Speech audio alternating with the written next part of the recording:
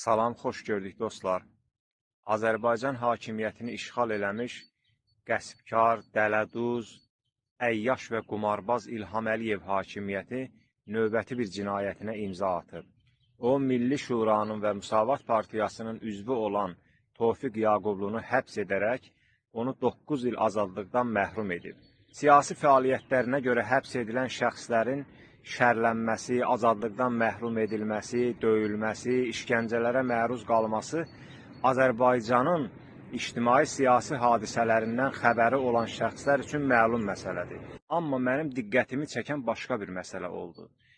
Azərbaycan hakimiyyətinin, Azərbaycanın prezidenti İlham Əliyevin şəxsən və ona xidmət eləyən şəxslərin nə qədər Azərbaycanda dələduzluqla məşğul olduğunu hər kəs bilir. Onların necə dələduz olduqlarını, xalqı necə çapdıqları, taladıqları hər bir kəsə məlumdur. Və dəfələrlə Avropa Birliyi tərəfindən Azərbaycan hakimiyyəti bu dələduzluqlara görə, rüşvətə görə cərimələniblər. Və son 1-2 gündə də yenidən 14.500 avro dəyərində Azərbaycan hakimiyyəti 2 siyasi fəalın həbsinə görə cərimələnib. Amma mənim diqqətimi çəkən başqa bir məsələ odur ki, Azərbaycan hakimiyyəti və Azərbaycan hakimiyyətinə nökərçilik eləyən hakimlər Tofiq Yaqublunu dələduzluq və sənədləri saxtalaşdırma və istifadə eləmə maddələri ilə onu ittiham ediblər. Onlar özlərində olan nöqsanları, özlərinin elədiyi cinayətləri siyasi fəaliyyət göstərən şəxslərin üzərinə atırlar.